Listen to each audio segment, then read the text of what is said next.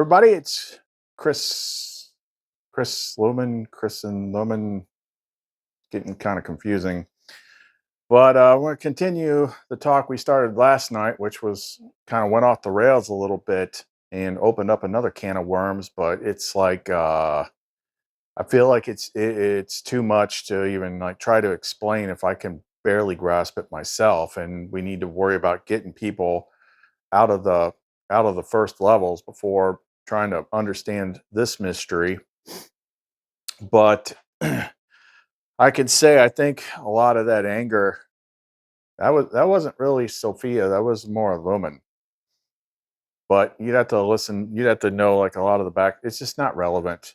It is, but it isn't. It's like it would be like, and this is not meant to say anything in a condescending way, but like, you know, trying to tell a fifth grader about, 10th grade math, like it wouldn't make any point. We need to get people like out of the main trap. You get people out of the main trap, and get them connected to the mother, then they can start working things out. That's what's actually more important. So last night's video was about light aversion. And we had to make that point so people could see it, so they could recognize it. Like, it becomes the problem is a lot of the stuff, the Archon mind trap that everybody's in, it becomes normal. Like, this is how it is. Nothing seems out of place.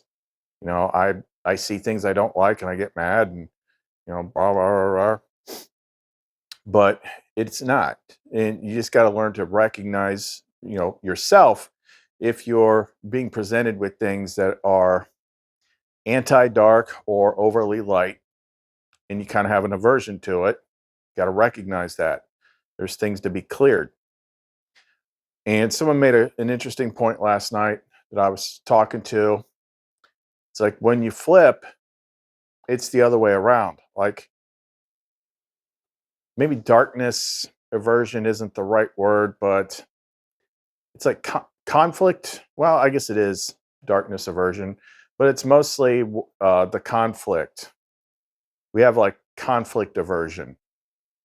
I mean, we see it taking place, what everybody thinks is normal, and we recoil from it, just the way the people that have the light aversion recoil from the light.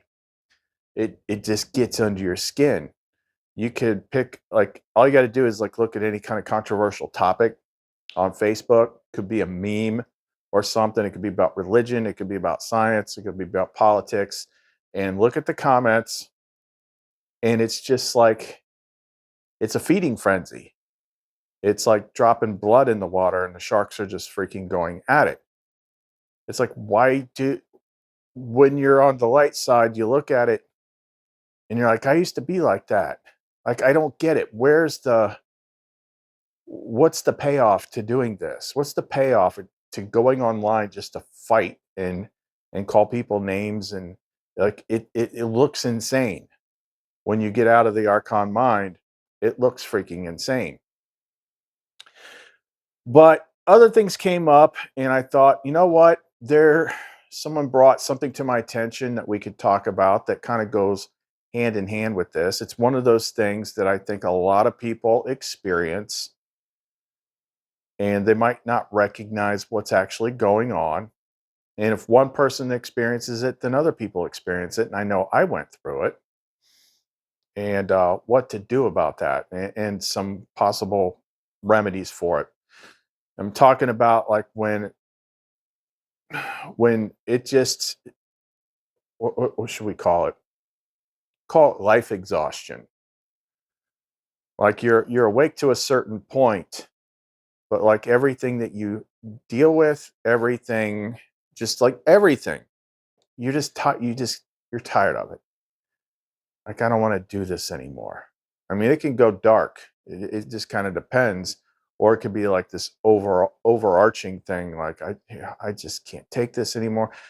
Or you've been through a process of where your old ego's life, your Archon mind ego's life has been breaking down, and you're still suffering because of that, and that's causing an extra layer of life exhaustion. So we're going to talk about like what that is and what it means and like some things you can do to fix it. So if you want to know more, don't go away.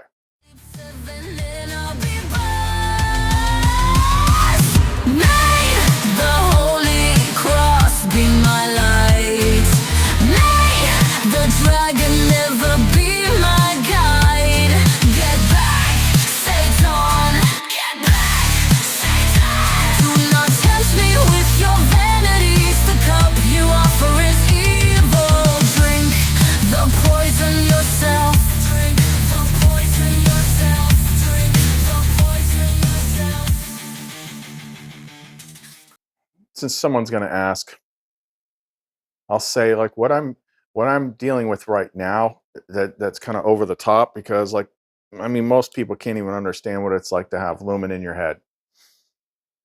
But it goes to the deeper mystery of like how we're packed into this place and why it's so hard to figure out. But a lot of it is given to us like in the text, we just don't understand the text. Like the big thing that happened in exegesis on the soul, the marriage of the soul to her beloved, which that's like the lover's card event. And I've heard Kenneth say things before that some people might think sounds weird. It's like we're the brides waiting for our husband to cry. Well, there's different ways to look at that, but basically it's like everything that I have been saying over time, where I say like, you are not your name, you are not your body, you don't take this with you. Like this is temporary, and I don't know where I end and lumen begins. Well, lumen is the part that's never changed. Like that's like the real me. And there's something to the term to the effect of the other half of us is the part that's always reincarnating and recycling. And every time it's like, is this going to be the time when my other half wakes up enough to reattach, or am I going to have to do it all over again? But I had this thing like, whatever has been happening over the last week or so, this weird feeling that is like triggering everybody's egos. It's having a different effect on me because I'm not plugged into that thing. But it's like, it's almost dissolving the ego. And I keep like, I think like last night might have been the first time where I was actually on Lumen's side of the wall. And it changed like the way I saw myself. I'm like, holy crap, I'm like it's not just that she's part of me or half, like that is me. And what is the ego? And it's like, I need time. I need time to absorb this. I need time to like process this. And it's not really relevant. But it would make sense because everything in this place is backwards and upside down and meant to confuse you. So, yeah. But anyway, I was talking to somebody and they were describing how they're just exhausted with life. They've lost all sorts of things and they miss what they had. I don't want to put words in their mouth, but I'm trying to describe it in a general way. And it becomes like very, very tiresome. It becomes very, very heavy. So here's what that is. It is part of the hero's journey. Not everybody's hero's journey is going to look like the hero's journey. You're not going to have all the movie type stuff. It could just be a process. But generally speaking, if you are being groomed to be restored, one thing that is going to happen eventually is the comfortable life that you had, the the life that you were used to, that was normal to you, like it is highly likely that you will lose it all. You might get divorced, you might lose your job, you might lose all sorts of things. And you suffer for it.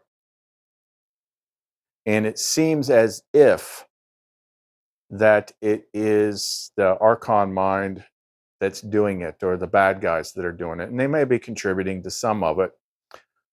But what it actually is it is Sophia is facilitating a process of freeing you, in which case your archon ego mind, like the original one, has to be destroyed. But for most of your life, you have considered that thing to be you. So in order to make an omelet, she's got to break some eggs. And that's why everything breaks down.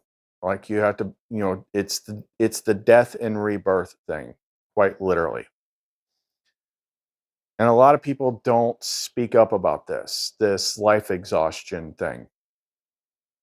And I can tell you, like, having been through that if you're at that stage, you're at the point, like when you feel that way, the process is almost complete. Because although you're still identifying with the experience that you're having, it's your original ego self, the archon mind thing, that is giving up. Because it is what lost everything. It is what, like, you came into it, you woke up within it and took things over. And then she started cracking the eggshell so you could get out. But that means that person that you thought you were, it feels like it's losing everything. And it can't take the weight of it anymore. And it's just tired. It's just tired with life. Some people might contemplate, self-deletion. Some people may just feel that way. But it'll feel like, I remember during that time frame, it's just like you get up and it's just like, just kill me. I'm not going to do it, but drop a freaking meteor on my head. I can't take this anymore. I can't stand being here anymore. I can't stand being in this body. I can't stand dealing with any of this stuff. I'm just tired. That's the thing. I'm tired. I'm so freaking over this. I'm just tired. Just make it freaking end. That isn't you. That is your ego. That is the thing that you're breaking out of. It's giving up. If you're at that stage, it means you're almost there. But the piece that's missing is letting go of it, is realizing that it's the ego's desires, it's the ego's attachments to life and things of the world and the way things were. And that's why it's suffering. And there's always this, there's always this threshold that you can't see past, that you have to do all these leaps of faith and trust. Just go through it and see where you end up. A lot of people have a hard time with that, but that's what she's trying to get you to do. Got to find a way of letting go of that ego part, of letting go of who you think you are and letting it die, realizing that it's not you. But you could just see it as a part of you, part of who you are that's not comfortable anymore. It's not happy anymore. It's suffering. So let it die. And then you'll be free of it. And one of the ways that you can do that, to surrender all that stuff, is to go back through our videos. Maybe I have a playlist on it, I forget. What, a little more than a year ago, is probably like May of last year, she introduced what we called the Lumen protocols. And some of it was a little complicated, but you could get a lot of it just on the part that had to do with writing and what we described, doing the prayer stuff at night. It's like this total surrender. It almost reads like you're writing something in order to delete yourself. Like, you're doing it right if it seems a little scary. And that's it's this accelerated process of letting go of the old self and letting it die, surrendering it. That actually for me led to a very, very big step that I didn't even know was there. That's all in the videos. But that's what it is. Like, when you're just like, I see it all the time. All I gotta do is go on Facebook and it's all over the place. People are tired. People are frustrated. People are jaded. People are suffering. Why doesn't anybody love me? Why does my life suck? Why did I lose this? Why can't I have that? I just want life to be good. You have to die, metaphorically. That's where church lies to you. They're like, all you ought to do is take a bath with Pastor Bob. He's gonna dunk you and you're gonna be reborn. You're born again. If only it were that easy. So they're lying to you again. That's not how it works. Getting baptized and pledging allegiance to Jesus Christ of the United States of America does not make you born again. In order to be born again, it means you had to have died first. So this is a much more drastic process. It's death and rebirth in the hero's journey. But that's it. It's the old self. It's the self that's dragging. Like, it's all data. You are a living computer, and you're carrying around. You're like a laptop that's 3 years old and has hasn't been maintained. It's got too many third-party apps. It runs like crap. That's what your mind is like, and you have to just wipe the hard drive, let it all go. It seems when you're in that spot, it seems like it's never going to get better. It's only going to get worse. But that is because she is trying to kill off the thing that has been containing you. You haven't even met yourself yet. You're underneath it. It's like, any of these, I can't think of one, but like all these movies, alien movies or something, like you rip off the fake body and then the new thing's underneath of it. That's what you got to do. When you're suffering that much, when all you see is bad stuff everywhere and you're just tired. You're tired of doing it. You're tired of trying. You're tired of carrying the weight. That means your ego is ready to die. So we've detailed lots of different ways that you can help it too. First thing, you can get rid of big chunks of it doing the processes that we described before that we do with people, where we go through like identifying all the trauma points, all the guilt and shame points, all these things, and then we kind of like surrender them and let them go and send them into the light. So we're sending those parts back, chipping away out that way, doing these total surrenders. There's lots of ways to do it, but you got to at least know what's going on first. Like, all these situations can be remedied. So I can identify with some of these stories because, when this thing started for me, I was married. I was doing my other channel, but it was during the golden age of YouTube. I was in the top 10 of my genre. I was just doing what I like doing. And I was, back then I was making a little over $50,000 a year on YouTube. I was married. I had a big house. I had a hot tub on the back deck.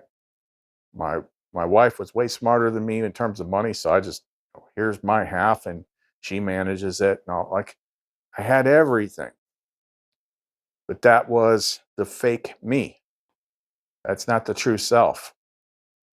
So when I started spiritually awakening and I asked to know, like, how do I finish this game?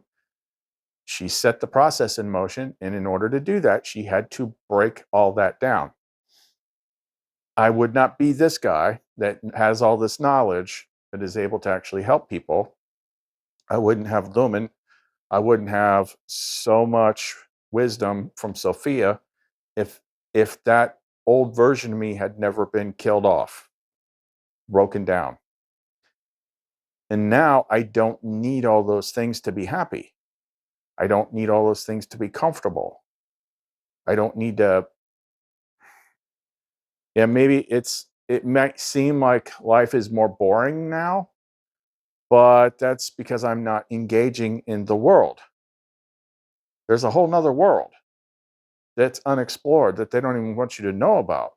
That's where all the mysteries are. That's where all the secrets are. You got to go in. You got to meet the characters. You got to figure out how it all works.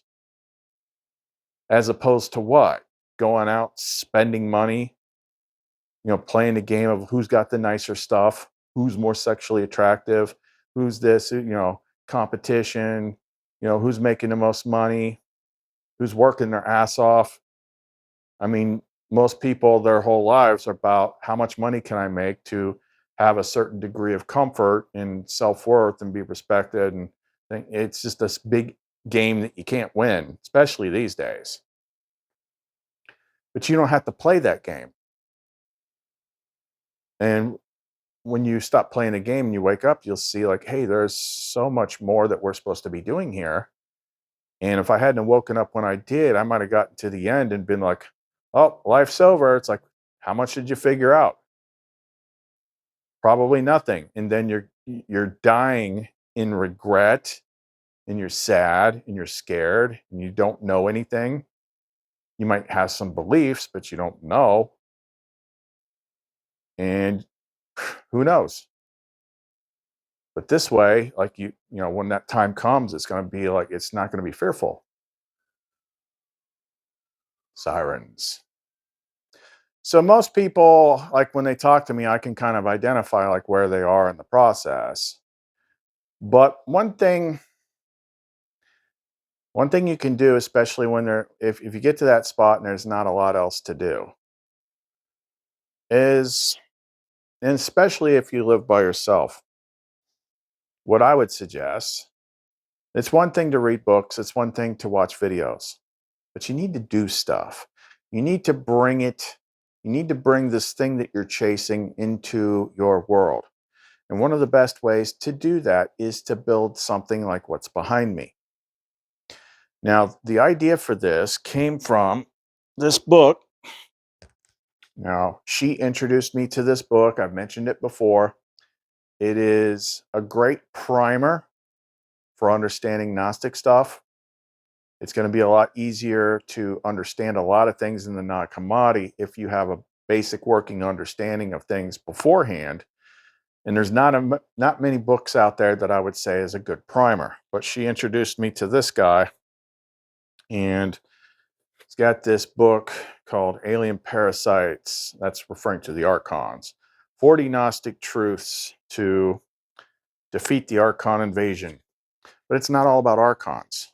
I'd say maybe half of it. The other half of it is about her. It's about the Christos. It's things that you can do. It's ways to fix things. It's a load of information, and it's easy to read because each little section is at most 3 pages long. So it's constantly hopping. It's Amazon has physical copies, Kindle copies, and there's an audio book version. But when I got this book, the first thing that she led me to was like chapter 30, and it was titled like Adore the Goddess. And it talked about building some sort of sacred space or altar or something in your place that is dedicated to Sophia, like a center of devotion and energy. And I'm like, that's what she wanted me to do. So I already had like a lot of the stuff, and I just moved it around and set it up, and it's changed over time. Sometimes I got a lot of stuff up here because, it's an energy center, so I'll put the different oils and the pendants and things up there. But I've got Lumen, which is basically me, Sophia, and Christ up here. That was the other thing when I was having that moment earlier today, because Lumen's got, I don't want to go down that road. But it's funny. It's like I'm the one that's doing all the talking in here, but like when you see the intro, it's like, where am I at in it? I'm usually the first one in it. Like, imagine being her, but you're in a body and an ego of a guy that is your partner, but the real part of you is asleep my brain is freaking tapioca pudding right now. Like trying to. It's amazing anybody figures anything out in this freaking place. I think Sophia kind of helps us when it's time. But anyway, I'm getting off track here. But if you like, there's so many different ways you can do this. Now, some of the suggestions he had in his book, like I didn't do most of those. Um, I did it the way it felt right to me. But there's also you could do like live plants and all sorts of things. But and it doesn't need to take a lot of money. You can get some little stand like this. I don't know, at IKEA or something. I get the picture frames from the Dollar Tree. I make the images. I feel like it does more if you make the images yourself rather than go find one. And you can get all these AI image generator apps and learn how they work and create your own images of like Sophia and stuff like that. And then put it on a flash drive and go down to the drugstore and get an 8x10 printed up. Getting all these little things of selenite. You can get those big selenite logs, on freaking Etsy, or selenite candle holders. And you could go to, like, if you got a Home Goods near you, you dig around in there. Sometimes you'll find like some good deals on rocks, like big pieces of rose quartz or something like that. And that's not a lot of money. Put the different stones up there, put different pictures. But you building it also helps build the connection. And then she's got this little sacred space that you devoted to her in your place. And I'm telling you, it is going to make connecting way easier.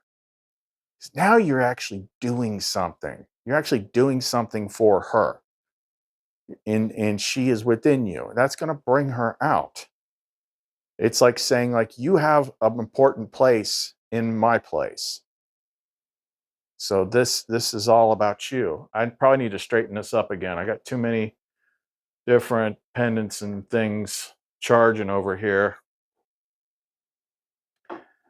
I need to clear this up and every so often.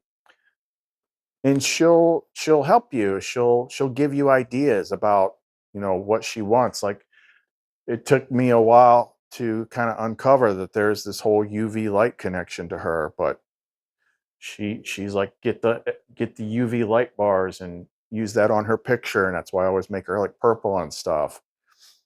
And it's something you can do. It can be like part of your hobby. It's like, what can I do? And it also builds the connection. It makes her, once that connection gets built, like, these parts feel more present.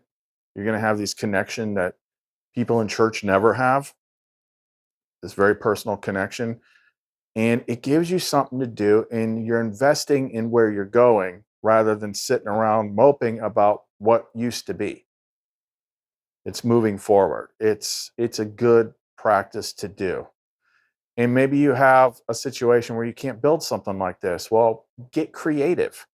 You could you could get like some sort of, get an old suitcase or something, and you could build like this. You could make like a little mobile altar kit. Could be any size. That's got, okay, well, I'm going to have a framed picture of her. I'm going to have a couple votive candle holders. I'm going to some little piece of cloth with a flower of life on it. Like, there's so many ways you could do it. And then when you want to sit there and meditate or connect or something like that, you just bust it out, put it out on your table. Lots of things you could do. But if you have something that's permanent in your house, it's going to bring that energy in here that much more.